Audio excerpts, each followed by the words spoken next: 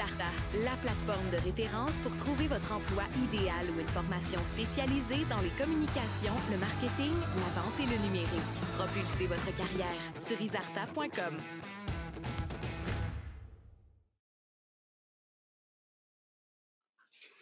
Bonjour et bienvenue à la conférence Midi Express d'Isarta. Très heureuse de vous retrouver toujours en si grand nombre. Vous avez besoin d'augmenter vos conversions sans dépenser tout le budget en agence ou en outils.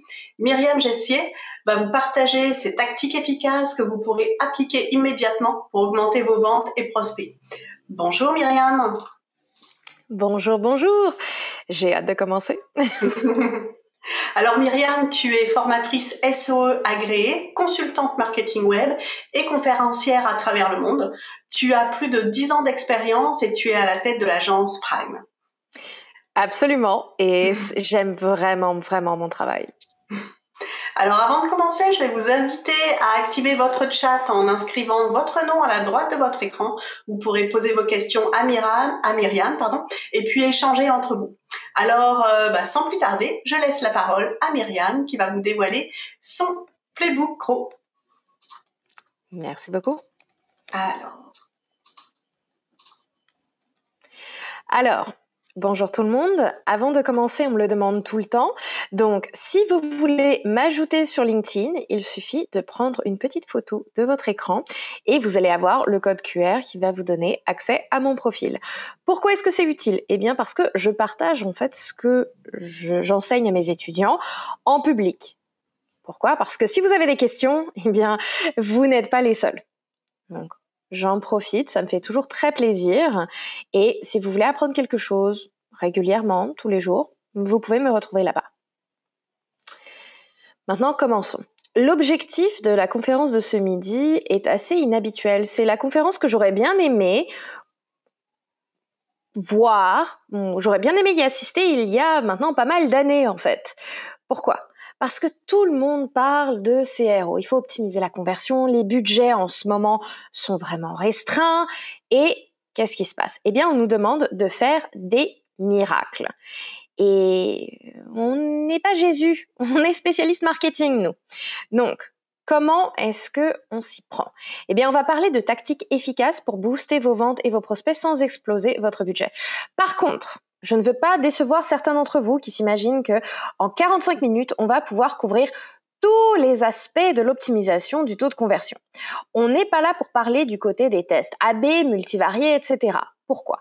Eh bien parce que concrètement, si vous utilisez une petite calculatrice pour atteindre ce qu'on appelle la signification statistique, donc statistical significance, eh bien on se rend compte que si on a 500 visiteurs par jour et qu'on a 2 variations pour faire un test AB, ça va nous prendre environ 120 jours pour avoir un résultat statistique. Donc, j'en profite aussi, je vois dans le chat qu'il y a certaines personnes qui me connaissent. Donc, bonjour Sandrine, ça va faire quelques années.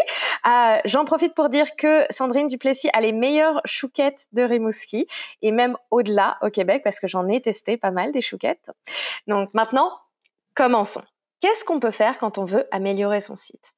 Bien, bonjour, moi c'est Myriam. La raison pour laquelle je suis là, c'est que je suis spécialisée en marketing de performance. Donc mon but, ce n'est pas de vous parler de la pluie, du beau temps, de l'amour, c'est de vous parler de performance, qu'est-ce qui marche pas. Et concrètement, le CRO, ça vise à augmenter le nombre de visiteurs effectuant une action précise. C'est ça le but du jeu. C'est pas d'être les meilleurs d'un point de vue marketing, c'est d'être les meilleurs au niveau des revenus. Et quand on parle d'optimisation du taux de conversion, on pense tout le temps à des statisticiens, des outils, etc. Oui, mais vous connaissez des gens qui sont absolument phénoménaux à l'optimisation de conversion sans même avoir de site web. Qu'est-ce qui se passe quand on est sur YouTube ? Qu'est-ce qu'on entend tout le temps ? Click like and subscribe, laissez un commentaire, cliquez sur la cloche pour vous abonner et être au courant. Eh bien oui, l'optimisation de conversion, en fait, ça, c'est présent partout autour de nous. Donc, comment est-ce que vous pouvez tirer votre épingle du jeu ? Et il y a 3 gros principes. Numéro 1, il faut comprendre l'intention, la motivation et la friction de l'utilisateur. On pense tout le temps, On a rendu ça disponible, pourquoi est-ce que les gens ne viennent pas? Eh bien, les gens ne viennent pas parce que peut-être que ça ne s'aligne pas avec ce qu'ils essayent de faire. Peut-être qu'ils n'ont pas la motivation que vous leur attribuez. Et peut-être qu'ils ont beaucoup de friction. Moi, personnellement, si je me retrouve face à un formulaire qui est long comme mon bras, je disparais comme Houdini, vous ne me revoyez plus en tant qu'utilisatrice. Puis une fois qu'on a compris ce qui se passait et qu'est-ce qu'on veut tester, eh bien, on se lance, on va faire les tests. Et après, le test, il n'est pas là pour faire joli. Il est là pour savoir, est-ce qu'on a un impact sur les revenus? Est-ce que c'est quelque chose qui tangiblement a permis d'augmenter le taux de conversion? Et si la réponse est on n'est pas sûr, on recommence l'aventure. Donc, première étape, on commence par une hypothèse et on lance une campagne de test. Et aujourd'hui, on est là pour parler des hypothèses, des petites choses qu'on peut améliorer sans nécessairement attendre 120 jours avec 500 visiteurs tous les jours. Hein? Une fois qu'on a l'hypothèse, après, donc c'est vraiment l'élément stratégique, on peut tester A/B, une version contre une autre, des tests multivariés, des tests fractionnés, des tests d'expérience utilisateur, des tests de personnalisation. On en a des tests, on en a énormément. Mais on a aussi beaucoup de défis. Donc, à quoi est-ce que ça ressemble quand on se lance pour optimiser le taux de conversion? Bien, un CRO efficace, ça implique de mener des tests, ensuite on analyse les données, ensuite on va prendre des décisions en fonction des résultats, on va implémenter des changements sur le site web. Tout ça, c'est une chaîne de temps qui... ça dure. Parce que le CRO, ça repose sur un volume suffisant de trafic sur le site web pour obtenir des résultats significatifs. Donc, qu'est-ce qui se passe si votre site web, il roule très bien, les gens commandent, mais vous n'avez pas nécessairement 500 visiteurs par jour?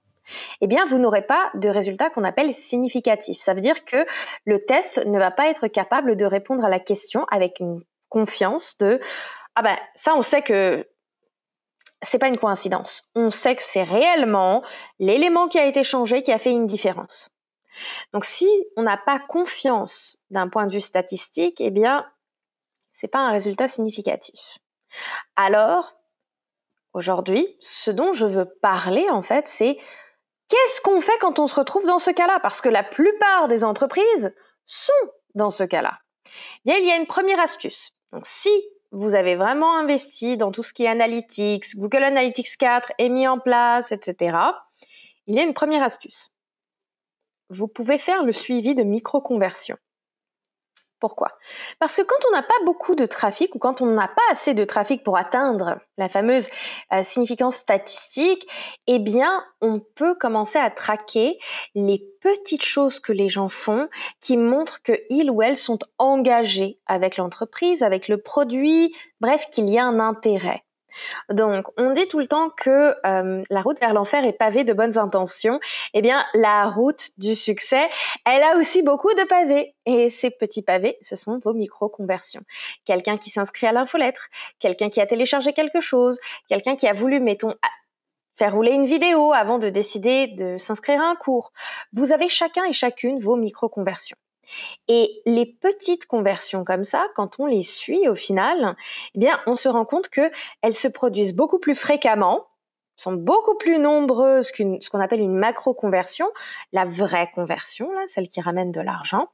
Et donc, eh bien, nos tests, ils sont beaucoup plus significatifs. Il y a plus de données.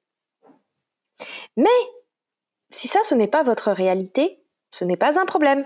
Restez avec moi. On va continuer la suite. Si on ne peut pas atteindre la signification statistique, comme je le dis depuis le début, eh bien, on se retrouve dans une situation où on dit « bon, il faut que je change quelque chose, mais je ne sais pas quoi. Je ne sais pas quoi et je ne peux pas faire ce test scientifiquement. Donc, par où est-ce que je commence? » Eh bien, premier point, comprenez bien, si vous payez pour un outil qui vous permet de faire des tests de CRO, la signification statistique, ça évalue si une observation est probablement due au hasard ou non. Comme je le dis, ça peut prendre beaucoup de temps, ça peut prendre beaucoup de visiteurs. Et quand on a un problème et qu'on essaye d'améliorer la conversion, on ne peut pas se permettre d'attendre. Par contre, où est-ce que vous œuvrez, vous, sur le web, où au final, vous en avez des données, vous avez du trafic, vous avez des gens qui vous regardent? Eh bien, c'est sur les réseaux sociaux, c'est sur les moteurs de recherche. Donc, quand vous faites des campagnes de publicité, vous pouvez faire rouler des tests A/B. Vous pouvez tester une chose contre une autre et vous allez avoir suffisamment de données pour vous lancer. Okay? Donc, première étape pour vous, si vous voulez vous lancer dans cette pratique-là, lancez-vous à faire des tests sur vos pubs Facebook Ads, sur Google Ads. Pourquoi? Eh bien parce que les plateformes, elles ont bien compris que c'était un avantage, ça, et elles vous permettent de le faire. Pas besoin d'être statisticien pour se lancer. Il y a de très très bons tutoriels officiels et des tutoriels d'experts qui vous montrent comment faire fonctionner tout ça. Si vous avez déjà fait ce genre de test-là, n'hésitez pas à laisser un commentaire et donner votre avis parce que il y a d'autres personnes qui sont ici qui pourraient vraiment en profiter. Qu'est-ce qu'on peut tester concrètement quand on veut faire du CRO au niveau publicitaire? Eh bien, c'est les stratégies d'enchères pour une même campagne. Des fois, on a la bonne campagne, mais peut-être que la stratégie d'enchère qu'on a n'est pas la bonne. Qu'est-ce que je veux dire par là? Eh bien, il y a des stratégies où on peut payer au clic et il y a des stratégies où on paye sur le retour sur investissement. Peut-être que vous avez un résultat bien meilleur avec l'une plutôt qu'avec l'autre. C'est quelque chose que vous pouvez tester sans avoir besoin de créer une toute nouvelle campagne juste pour ça. Vous pouvez bien entendu tester les publicités et les créatifs. Donc ça, c'est très important. Par exemple, moi, je n'ai pas d'enfant et quand on me montre des publicités pour partir en vacances ou pour, mettons, faire installer une nouvelle cuisine, eh bien, deux parents qui sourient merveilleusement avec leurs enfants à faire des cookies dans la cuisine, ce n'est pas quelque chose qui va accrocher mon œil de consommatrice parce que ce n'est pas ma réalité.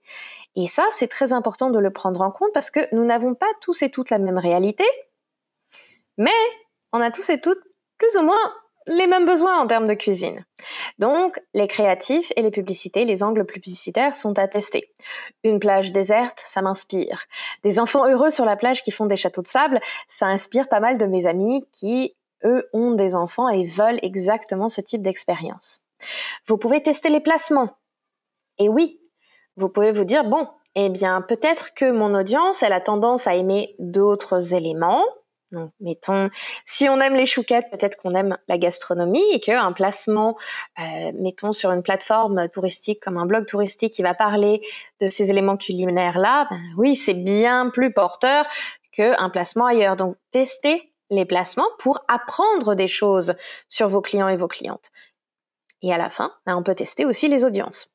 Donc, j'ai pris une petite note ici pour dire, si vous lisez ça, rappelez-moi que je peux vous partager une anecdote au niveau des audiences. Pourquoi? Eh bien, il y a bien des années, je faisais des publicités Google Ads pour une clinique d'apnée du sommeil. Et ma cliente me disait que l'apnée du sommeil, et c'est factuel, touche en majeure partie les hommes de 35 à 85 ans. Qu'est-ce que j'ai fait en prenant des notes? Eh bien, j'ai ciblé une audience qui était des hommes. C'est normal, c'est eux qui sont touchés. Mais la réalité, c'était que il y avait une toute petite audience qui arrivait quand même à se faufiler et on voyait que c'était non déterminé ou peut-être féminin. Et Google disait, je les ai quand même servis. Comme je l'ai dit, c'était il y a bien des années quand le système était un petit peu différent. Et je suis allée voir ma cliente en disant, mais comment ça se fait que l'audience qui convertit le mieux, ce sont des femmes? Elle m'a dit, eh bien, les hommes qui souffrent d'apnée du sommeil la plupart du temps, ils ne s'en rendent pas compte, car ils dorment. Ils font de l'apnée durant leur sommeil. Donc, ma cliente m'a dit, c'est normal, les femmes entendent ça et disent, ouh là là, il y a un problème, je vais appeler un spécialiste. Alors, la cliente m'a donné les bonnes informations, mais la réalité en pratique, c'est que j'aurais dû plutôt cibler une audience féminine, parce qu'elle convertissait mieux. Live and learn, comme on dit. Oui, mais là, vous n'avez pas à faire cette erreur. Vous pouvez absolument demander aux gens qui prennent en charge vos publicités de faire ces tests-là pour vous. Vous leur donnez les bons éléments pour leur permettre de monter des bonnes hypothèses et rouler bolide. Si c'est vous qui faites ça, eh bien maintenant, vous savez que vous pouvez tester tous ces éléments-là. Okay? Donc, je vois qu'il y a une petite question. Est-ce qu'on est mieux de cibler son persona ou cibler un persona qu'on n'a pas et que l'on voudrait atteindre? Eh bien, ce que je recommanderais, c'est de tester la même campagne et dire, eh bien, si je montre ça à audience 1 et audience 2, laquelle convertit mieux? Parce que si on n'arrive pas à atteindre la nouvelle audience, qu'est-ce que ça veut dire? Ça veut dire qu'on n'a peut-être pas les bons angles, peut-être que il nous manque des informations. Et là, on peut commencer au moins à réfléchir. On a testé notre hypothèse, on peut l'affiner.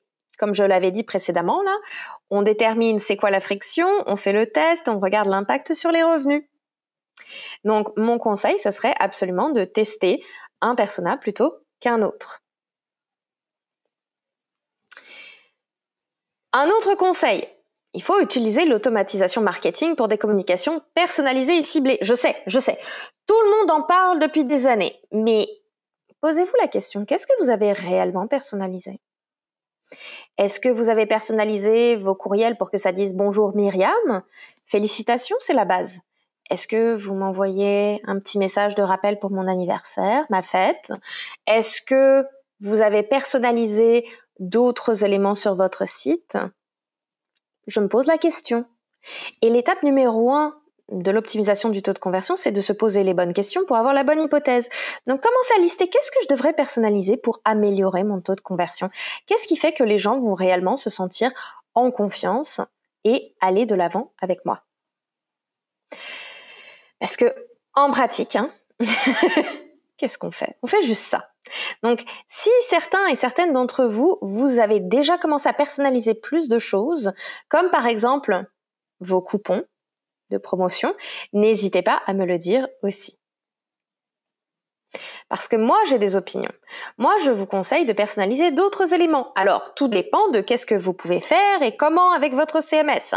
Mais les témoignages sur le site, ça, c'est quelque chose qui est très simple. Mais quand on va me dire que j'arrive sur un site et tous les témoignages, ça m'est arrivé récemment, sont en français mais traduits de l'allemand et ça se voit parce que la personne s'appelle Karl avec un K, okay, et qu'on se retrouve avec d'autres noms allemands, on dit toi peut-être que tu as commencé en Allemagne mais la francophonie c'est pas ton truc.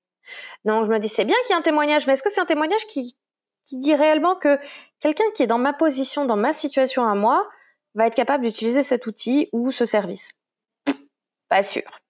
Les blocs de contenu au sein de la page d'accueil, ça aussi c'est quelque chose où on peut très rapidement savoir est-ce que ça a été rédigé pour l'audience qui est là ou est-ce que ça a été simplement traduit ou fait rapidement puis go.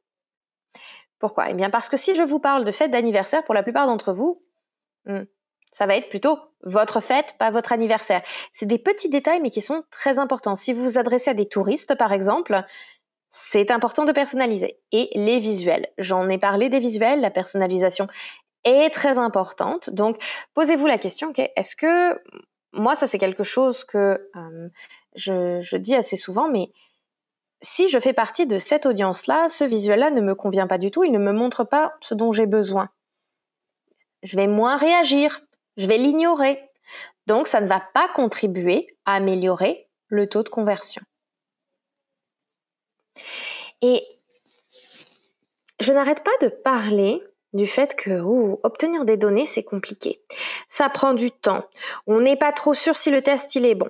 Qu'est-ce qu'on peut faire pour régler ce problème-là? Encore une fois, le petit manuel que j'aurais bien aimé qu'on me donne depuis le début, on peut rapidement obtenir des données propriétaires, donc c'est les fameuses données first party dont tout le monde parle, avec un sondage bien monté. Ah, les cookies ont disparu? Pas de problème, vous avez votre sondage. Comment est-ce qu'on monte un sondage qui donne des résultats qui permettent de dire « Ok, j'ai bien compris, je vais changer le nom de mon produit. J'ai bien compris, je vais changer en fait le message sur la page d'accueil. » Bien, on pose quelques questions, mais bien pensées. C'est la manière la plus simple d'extraire des données marketing au final. vous commencez par poser la question, quelle est la chose ou la fonctionnalité ou le produit que vous souhaiteriez le plus que nous ayons ou que nous fassions différemment? Donc là, j'ai un exemple concret du genre de question posée comme ça qui obtient des résultats. Eh bien, on s'est rendu compte pour une boutique de laine en ligne que il y avait tous les produits pour monter un kit pour tricoter des bas pour les petits-enfants. Que pas mal de personnes voulaient acheter ça, le kit complet, plutôt que de devoir choisir chaque élément. Et là, tout d'un coup, on s'est rendu compte, on a l'opportunité, littéralement, de lancer un nouveau produit.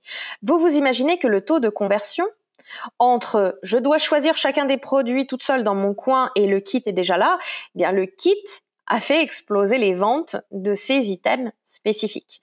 Donc, cette question-là, elle marche vraiment. Quelle est l'autre question? Ça, c'est la question la plus importante à mon avis. Comment nous décririez-vous un ami qui pourrait également devenir client ou cliente? Le langage que nous utilisons sur notre site ou dans nos annonces n'est pas le même jargon que celui de nos clients. Donc là aussi, j'ai une anecdote un petit peu rigolote. J'ai une créatrice de bijoux qui crée des bijoux avec des breloques personnalisables. Donc on peut, chaque fois que la famille grandit, on rajoute une breloque pour le chien, pour le chat, pour les enfants, pour les papas, pour les mamans. Vous imaginez que faire des publicités sur des bijoux de famille, c'est vraiment pas le bon mot. On a posé la question à son audience, à ses clientes, pour savoir, ok, mais comment est-ce que vous décrivez les bijoux que vous avez achetés chez nous? C'est là qu'on a commencé à comprendre quels étaient les mots utilisés par cette audience. Okay. Donc, qu'est-ce qu'on a d'autre? 3 autres questions et c'est tout. Quelle est votre partie préférée? Qu'est-ce que vous aimez quand on travaille ensemble? Okay. Parce que une des choses que j'ai remarqué moi, c'est les gens aiment mon dynamisme. Les gens aiment le fait que je vulgarise certaines choses bien parce qu'elles sont complexes et qu'avant ça, ils abandonnaient. Ok, je le sais, j'en profite, je sais que je monte mes affaires comme ça. Qu'est-ce que les gens disent de vous? Qu'est-ce qui ressort tout le temps dans les avis Google Mon Entreprise ou qu'est-ce qui ressort dans les avis en ligne? Quelle est la principale raison pour laquelle vous avez choisi de travailler avec nous plutôt que nos concurrents ou concurrentes? Ça aussi, on me le dit. Moi, je sais que dans notre agence, la grosse différence, c'est qu'il n'y a pas de chargés de compte qui prennent du temps et qui sont là dans toutes les réunions. On travaille directement avec moi. Quels sont les influenceurs ou les infolettres que vous suivez? Où est-ce qu'on va pouvoir se rencontrer? Parce qu'on ne sait pas toujours où est-ce qu'on se rencontre.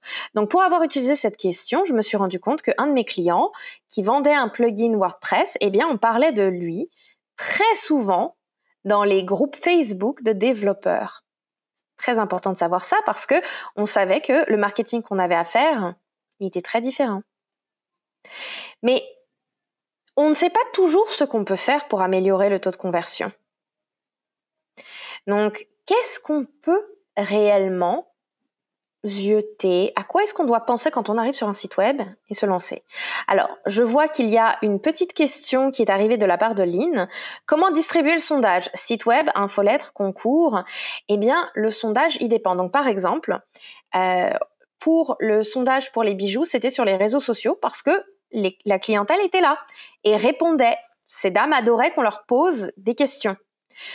Sinon, le site web est très utile aussi pour dire attention, on a un petit sondage qui va nous permettre d'améliorer nos services et il ne faut pas hésiter à le dire. C'est 5 questions maximum parce que dès qu'on voit sondage, on dit « Oh, ça va prendre 10 minutes ».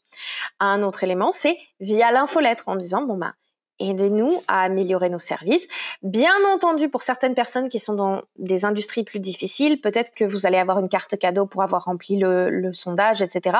Mais la plupart du temps, quand on donne une bonne raison qui va bénéficier au client et qu'on dit « Ça prend 5 questions », environ 7 minutes, go, les gens embarquent assez facilement. Donc, comme je l'ai dit, par où est-ce qu'on peut commencer? Eh bien, en ce moment, la priorité numéro 1, c'est la bannière de consentement. Je me doute que je ne suis pas la seule personne qui doit gérer ce problème-là. Hein? Donc, pourquoi est-ce qu'une bannière de consentement, c'est un problème, c'est un frein à un bon taux de conversion?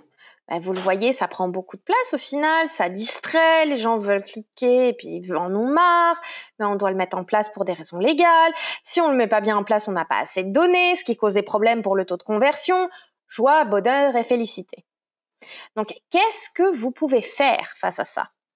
Eh bien, pour optimiser et améliorer le taux de conversion, il faut penser à optimiser le texte et l'interface. Plus c'est personnalisé à votre ton, à vous, à vos couleurs à vous, plus les gens vont vouloir partager leurs données parce qu'ils vous font confiance. On voit que ça n'a pas été fait à la dernière minute. On voit que c'est un petit peu cute. Ça donne envie. Donc ça, c'est un exemple. Il y en a un paquet d'autres. Mais là, on peut voir, c'est une agence digitale et ça commence par cookies. Déjà, on sait bonne humeur, c'est cute. Et là, on voit, en poursuivant votre navigation sur ce site, vous acceptez l'utilisation de cookies. Donc ça, c'est du légal. Entre parenthèses, miam. On fait une petite blague et on dit, bon, si vous voulez en savoir plus, c'est bon. Et le gros bouton qui dit OK avec la petite flèche en mode, allez, on clique, on va passer à autre chose. Tout d'un coup, c'est beaucoup plus agréable à vivre. Donc, je vous conseille vivement de revoir les paramètres. Donc, que ce soit l'interface, comme vous pouvez le voir là, la bannière de cookies, en fait, c'est pas une bannière, c'est un rectangle, on va dire. J'ai envie de dire carré, mais bref, ce n'est pas un long rectangle en bas comme le reste. On voit aussi que c'est aux couleurs de l'agence et on voit que le bouton, il attire l'œil, il donne envie d'aller plus loin. Tout est fait pour rendre ça moins difficile. On retire la friction. Okay? Et, je l'ai dit déjà, le CRO repose sur un volume suffisant de trafic sur le site web pour obtenir des résultats significatifs. Donc, si vous ne faites pas l'optimisation de votre bannière de consentement, comment est-ce que vous allez atteindre les données dont vous avez besoin pour pouvoir faire des tests, en fait? Bon courage! C'est pour ça que je commence par parler de la bannière de consentement. Mais, allons plus loin. Ce n'est pas la seule hypothèse qui vous mène à dire, bon, on a un petit problème avec notre taux de conversion. Il y en a d'autres. Un des problèmes les plus courants que je trouve sur tous les sites jusqu'à aujourd'hui, c'est que vous avez un problème, vous offrez un résultat et vous faites un appel à l'action. Point. La pire chose que vous puissiez faire, c'est de créer de la confusion. Pourquoi? Eh bien parce que on n'a plus la même capacité mentale de prêter attention aux choses. Le monde a beaucoup changé depuis fin 2019, début 2020, et les gens sont beaucoup plus fatigués. Donc, notre cerveau, si on lui donne trop de choses, il finit par être perdu. Donc, restez concentrés. Un problème, un résultat, un appel à l'action. Ici, qu'est-ce que ça dit? Ça dit « on est bien chez nous ». Point. Pourquoi est-ce que c'est compliqué d'arriver à ce titre? Eh bien, parce que cette entreprise propose des appartements, des résidences pour aînés et des espaces commerciaux. Mais ce titre-là, on est bien chez nous, ça parle à tout le monde. Un problème, un résultat, un appel à l'action. Cherchez une disponibilité. Okay? Donc, repassez sur votre page d'accueil et dites-vous, est-ce que je suis en train de rendre les gens confus ou est-ce que mon message, il est clair? Ça, c'est quelque chose que vous pouvez faire rapidement pour tester. Est-ce que ça va améliorer la conversion?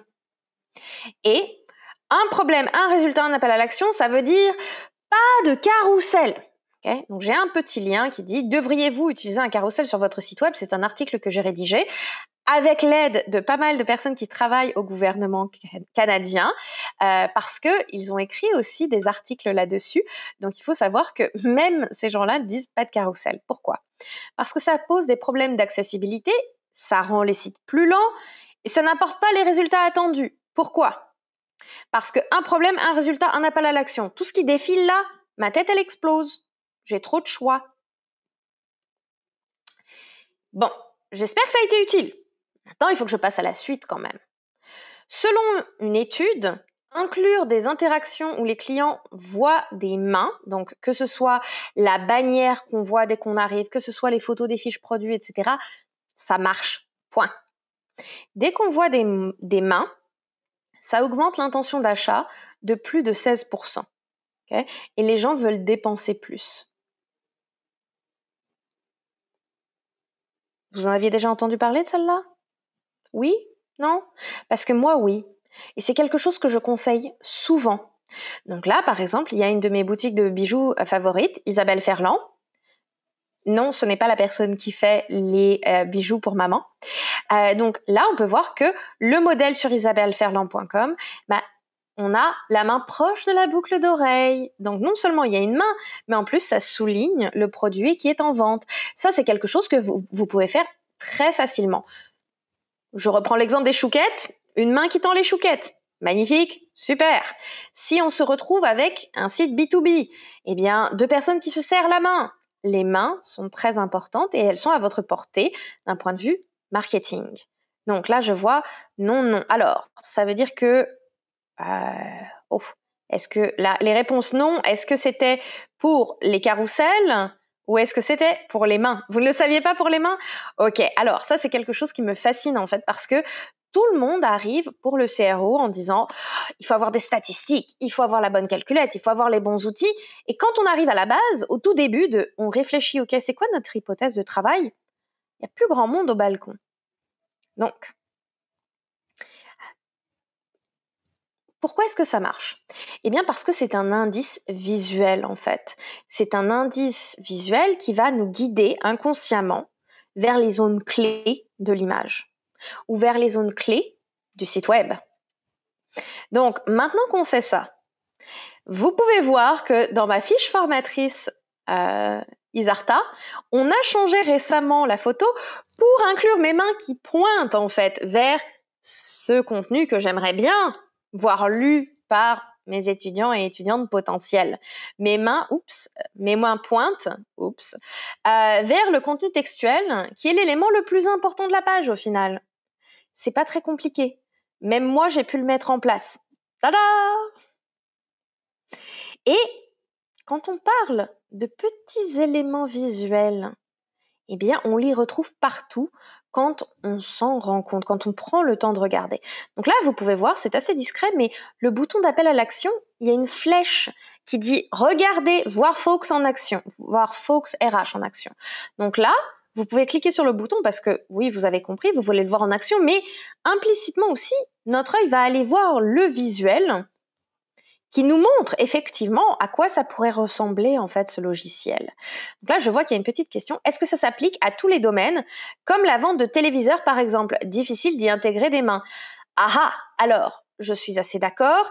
Est-ce qu'il y a des petites techniques? Alors, pour la vente de téléviseurs, par exemple, est-ce que les téléviseurs, ils ont un écran noir ou est-ce que, par exemple, alors là, je suis très libérale parce que vente de téléviseurs, peut-être que c'est, mettons, des photos qu'on peut prendre avec des gens sur l'écran qui utilisent leurs mains, ça peut vraiment fonctionner. Est-ce que c'est un petit peu plus compliqué avec la vente de téléviseurs? Oui. Est-ce qu'on peut quand même avoir une photo, par exemple en bannière héros, de gens qui regardent la télé, qui sont devant un match une game de hockey en train de faire « Ah !» Oui. Donc, on ne peut pas tout le temps l'utiliser. Mais quand c'est logique de le faire, allez-y. Quand ce n'est pas logique, vous voyez qu'il y a d'autres opportunités. On peut utiliser des petites flèches discrètes. On l'a vu aussi dans la bannière de cookies, avec une petite flèche qui monte vers le haut en mode « Allez, tu cliques OK et on continue l'aventure ». Donc ça, ce sont des indices visuels. En anglais, c'est des visual cues. Continuons. Vous devez aussi enrober l'appel à l'action d'un si vous me donnez une bonne raison, et ça, c'est vraiment psychologique, ça a été étudié de manière très très large sur plusieurs années. Laisser un avis, ça devient, si vous aimez le podcast, une façon très simple de nous aider, c'est de laisser un avis. Inscrivez-vous à l'infolettre devient, si vous voulez gagner du temps tout en restant au courant des dernières nouvelles, inscrivez-vous à l'infolettre. Donc là, c'est un exemple. Vous voulez du contenu qui est sympathique, où il y a une curation directement dans votre boîte courriel, ça va être là. Donc là, je m'excuse, je vais le lire en anglais. Stay informed when I publish new articles and save precious time on content curation. Join a select group of developers who also get exclusive resources and discounts throughout the years. Pourquoi est-ce que je le lis en anglais? Parce qu'en fait, c'est moi qui l'ai rédigé pour une de mes amies. Et ça marche beaucoup mieux que son ancien encadré pour l'infolettre. Pourquoi? Parce que je donne une raison aux gens. Rejoignez un groupe. de gens qui font comme vous. Vous voulez être au courant de quand est-ce que c'est publié, ne pas perdre de temps? On est là. Et le plus important, et ça se voit dans cet encadré, c'est que il ne faut pas dire ce que le produit fait, mais plutôt parler du résultat quand le produit il est utilisé. Le but du jeu, ce n'est pas de dire que l'infolettre elle est géniale. Le but du jeu, c'est de dire j'ai obtenu de bonnes informations qui m'aident et qui me mettent au même niveau que les personnes que j'admire, que je respecte de l'industrie. Donc concrètement, ici, on peut le voir avec SurveyMonkey. SurveyMonkey vous montre, ça c'est une bannière sur leur page d'accueil en anglais, ça montre directement le résultat à droite. On voit les gens, tiens la dame à droite, elle regarde le résultat, indice visuel. On peut voir qu'on intègre SurveyMonkey avec tous les outils en bas à droite. À gauche, on peut voir qu'on peut vite changer les couleurs. On voit à quoi ça ressemble au milieu. Bref, on vous montre à quoi ça sert ce produit dans votre vie à vous. SurveyMonkey n'est pas en train de se présenter à lui-même, pour lui-même, par lui-même. On cible les clients. On leur montre le résultat final pour eux. Donc, comment est-ce qu'on arrive à accomplir ça? Eh bien, on met ce que les gens veulent accomplir plus comment on peut le faire avec le produit. Donc, c'est ce qu'on appelle la technique de la carotte plus le how qui mène au dollar. Ok? Donc, on peut voir que quand on se pose la question, c'est quoi la job numéro 1 des clients de Data10? Eh bien, c'est assurer la disponibilité et la performance optimale des véhicules de la flotte pour répondre aux besoins opérationnels de l'entreprise tout en minimisant les temps d'arrêt, les coûts de maintenance, les risques liés à la sécurité. J'ai regardé toutes les frictions. Elles sont là en disant, on te les minimise. On ne ment pas, ça ne disparaît pas, mais on les minimise, on rend ça plus simple. Et on dit aux gens, comment est-ce que tu peux accomplir ce que tu veux, à savoir que les véhicules soient disponibles et qu'il y ait une bonne performance? Eh bien, tu réduis tes problèmes. Point. Donc, à vous de voir comment est-ce que vous pouvez revoir votre contenu pour réellement faire une différence. Demandez-vous, pourquoi est-ce qu'on m'embauche? Qu'est-ce qu'on veut de moi? Donc là, pour Data10, et j'ai écrit à l'entreprise avant de faire cette modification-là, parce que je ne veux pas me faire des ennemis, mais ça dit, voyez pourquoi les leaders de l'industrie font confiance à Data10. Et là, on passe à une proposition hypothétique. Ils m'ont dit qu'ils ont adoré, qu'ils allaient l'implémenter, alors tant mieux. Si vous voulez que j'essaye avec la vôtre, faites-moi un petit coucou sur LinkedIn. Assurez la disponibilité et la performance des véhicules de votre flotte. Pourquoi? Parce que maintenant qu'on a compris qu'est-ce que c'est la job numéro 1 des clients de Data10, c'est pas de savoir pourquoi est-ce que les leaders de l'industrie leur font confiance. C'est d'assurer la disponibilité des véhicules. Plutôt que de convaincre les gens d'acheter votre produit, vous pouvez aussi faire autre chose. Enseignez-leur quelque chose d'utile qu'ils peuvent faire avec le produit. Ça aussi, ça permet d'optimiser le taux de conversion. Donc là, comment réaliser des coiffures plus élaborées avec une baguette pour cheveux? Est-ce que cette entreprise vend des baguettes pour cheveux? Bien sûr, mais ça tient la promesse. Je te montre comment faire quelque chose avec le produit, quelque chose que toi tu veux faire. Et maintenant, la petite question c'est, qu'est-ce que Isarta pourrait faire pour améliorer les pages formateurs pour avoir plus de conversion? Petit défi pour vous, n'hésitez pas à nous donner un retour parce que vous êtes notre audience au final. Qu'est-ce qu'on pourrait faire si on avait une baguette magique là et qu'on pouvait régler les problèmes pour vous aider à mieux sélectionner les cours? Et oui, c'est une question que je me pose assez régulièrement avec Isabelle. On y réfléchit, on y planche et on apprécierait votre feedback. Donc, maintenant, avec le temps qui nous reste, et si on parlait de quelque chose d'inhabituel pour la plupart d'entre nous? Et si on optimisait l'entonnoir de conversion plutôt que le site? Parce qu'à mon avis, c'est la question la plus importante. Au jour d'aujourd'hui, je peux demander, alors je vais pas l'exciter, mais si je dis OK Google, ma maison commence à me répondre des choses, je peux lui poser des questions. Et puis la plupart du temps, je vais essayer de parler à un chatbot directement. Ou tiens, en fait, ça serait beaucoup plus simple si je pouvais juste texter quelqu'un. Donc par exemple, ma coiffeuse, je la texte sur WhatsApp, je prends rendez-vous, et go. Donc, et si on optimisait l'entonnoir de conversion plutôt que le site? À quoi ça ressemble? Eh bien, vous pourriez avoir tout un entonnoir, donc c'est un chat funnel via WhatsApp. On commence par, ça c'est un scénario, c'est-à-dire que vous pouvez développer votre propre scénario. Mais on commence par une annonce dans Facebook, sur LinkedIn, où vous faites vos annonces, qui est une annonce lead generation qui arrive avec un formulaire. Eh bien, la personne peut remplir les 3 champs, cliquer OK, fournir son numéro de téléphone, et puis, ou son courriel, et on peut passer directement via courriel ou via WhatsApp, pas besoin du site. Il n'y a pas besoin de l'interface. Vous pouvez arriver directement en contact avec les gens. Ça aussi, c'est quelque chose d'important. Posez-vous la question, quelles sont les habitudes de mes clients et de mes clientes?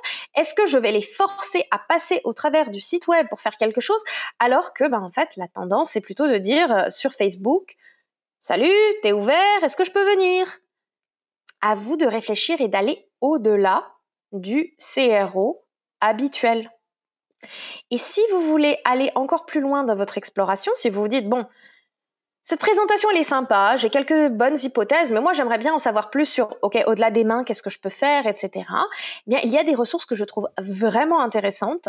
Il y a une infolettre qui s'appelle Growth Hacks Weekly. Il y a Marketing Max qui est un site et une infolettre, et j'aime les deux. Il y a une infolettre de psychologie humaine qui est orientée 100% marketing, qui s'appelle Why We Buy, et c'est une Canadienne qui tient ça.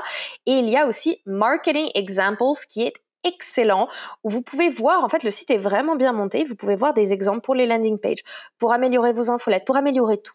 Okay? Si on veut aller encore plus loin, il y a un framework qui s'appelle Psych de Darius Contractor, et en fait, ce monsieur, ce qu'il fait, c'est qu'il vous aide à mettre en avant les éléments les plus excitants pour les gens, donc ce qui va attirer leur attention, et ensuite de réduire les frictions dans le parcours de l'utilisateur.